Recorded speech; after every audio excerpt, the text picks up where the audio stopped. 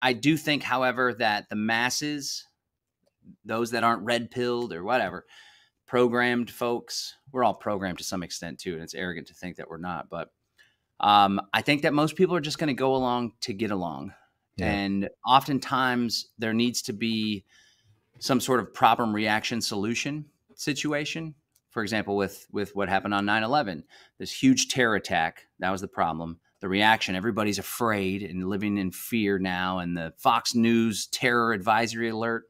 You know how that terror advisory alert was alarmingly similar to the graphics they used during COVID with all the case numbers. I never saw that because I was not in the USA during 9/11. I was in the UK. So I can remember how it was reported in the UK, and I'm sure I saw bits and pieces of American media, Sure. but I can't really recall, 20 plus years ago, what that would have looked like. I'm sure it would have been different from your perspective.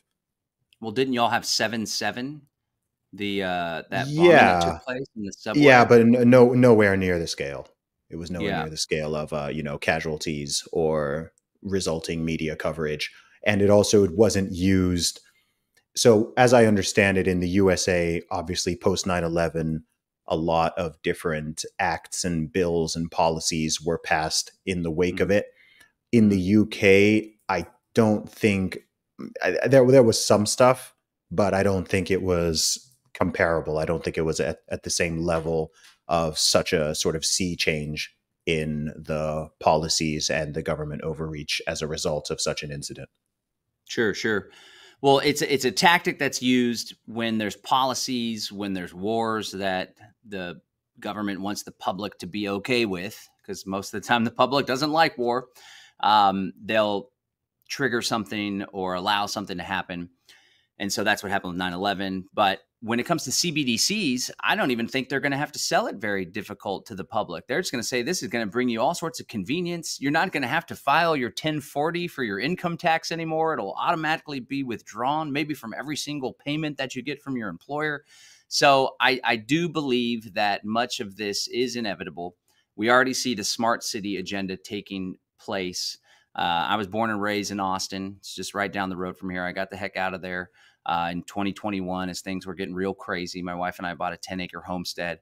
Houston, Texas, down the street is even more far along with the smart city agenda. That's where. What are they doing there? I mean, I've been to Austin and Houston recently, but I didn't personally see anything in relation to that. So what are they doing specifically there as it pertains to smart cities? Sure. So the groundwork is being laid. It's the interconnectivity of all the surveillance cameras, for example. It's giving out incentives and bonuses to businesses, incentives mostly from the city government. And a lot of this comes from grant funding, both from the federal government and from tax-exempt organizations that are all part of this whole World Economic Forum consortium, so to speak, incentivizing businesses to self-report on their carbon output, the whole Internet of Things, right? IBM's a big spearheading, pushing this immensely, tracking the phones. Shot spotter cameras is a big thing. Shot spotter lamp posts in Houston, for example. Shot spotter, what does that mean? So anytime there's a gunshot, there's cameras and microphones now in the lamp posts, right? And this is all tied into central processing, this fusion center thing that I used to push back on back in the days, a part of it as well. Recently, I uncovered in the city of Austin an initiative, and again, it's funded by tax-exempt foundations and nonprofits, where they were going to all of the homeless people in the city and giving them a digital ID. And that digital ID would then be tracked along with their social services to make sure that everybody's getting the services and everybody's getting the support that they need. So it's being rolled out slowly but surely, and a good chunk of it is going to have to do with environmentalism. And I've been pushing back in the city of Austin back when I used to do city government stuff against this whole Agenda 21 program. This is part of the United Nations. It was in 1992. The Rio de Janeiro Earth Summit, George H.W. Bush signed on to it, and essentially it laid out a bunch of goals for bringing humans into alignment with sustainable development. And again, it was all positioned for environmentalism, but at the end of the day, a lot of it has to do with economic controls. There's these 3 E's: environment, economy, and equity. So a lot of the social justice stuff is tied up in that equity piece as well.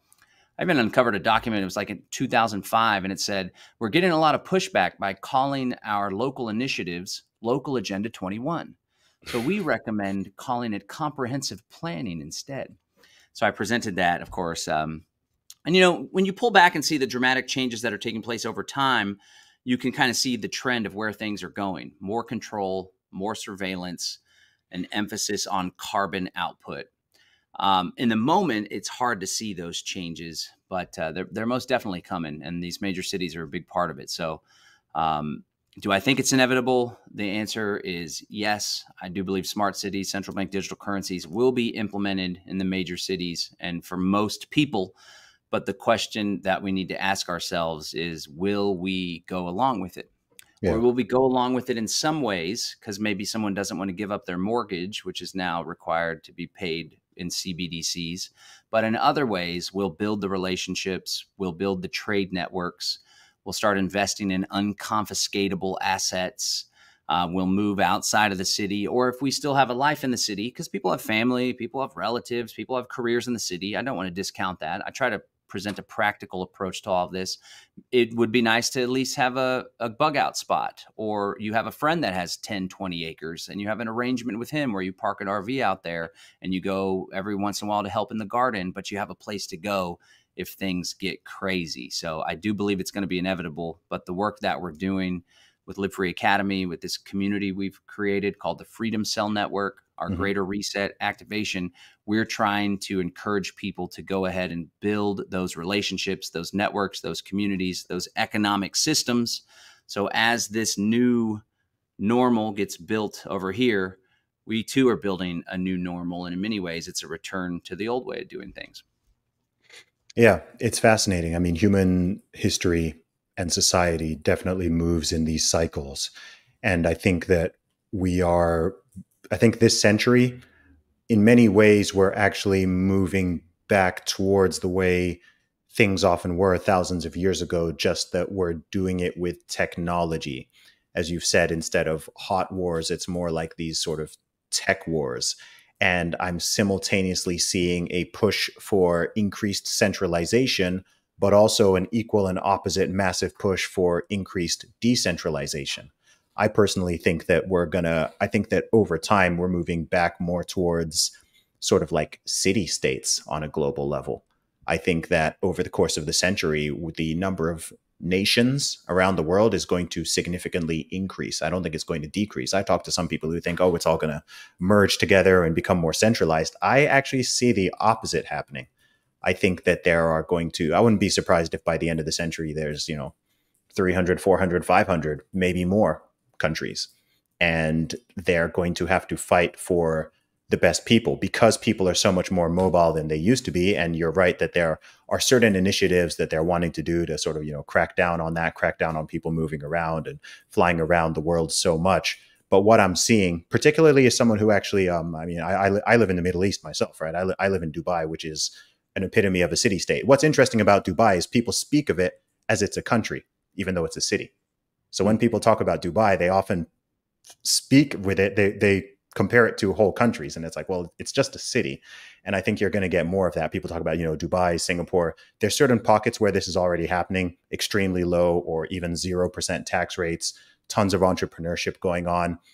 It's interesting. They're very conservative in certain ways, but very progressive in others. I also see that based on a lot of the things you're talking about, what's interesting is I've said many times that I think technology has both the potential to liberate and to enslave. And one of the, let's say, downsides of some of the more technologically advanced and developed countries is they can actually, in some cases, when I say they, I'm talking about the government and higher than government forces, are able to sometimes exert even more control than they can in more developing places. If you look at 2020 to 2022, I mean, most African countries, they didn't have lockdowns. They didn't have mask mandates. They couldn't tell people just work from home and do Zoom meetings and all your kids stay at home and do, all of that was a function of technology. And people often overlook that point. I mean, in 1994, they would not have been able to do all of the stuff that they did, because, hey, people have got to go to work, kids have got to go to school. We can't do Zoom meetings because Zoom does not exist. We can't just have people sitting at home. I think maybe it would have lasted maybe 2 weeks, 2 weeks of fear. And then everyone would have just been like, okay, everyone's not dying.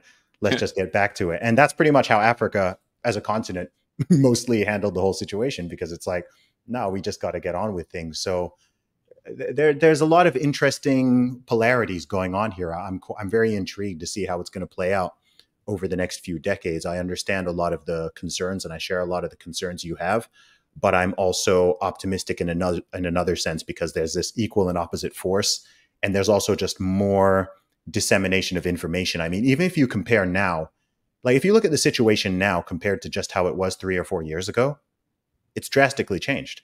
Just from Elon Musk taking over Twitter and making it X, with the advent of things like Rumble, even YouTube has chilled out on some of its policies because they've had to, because of competition. Yeah, the Overton window. Yep.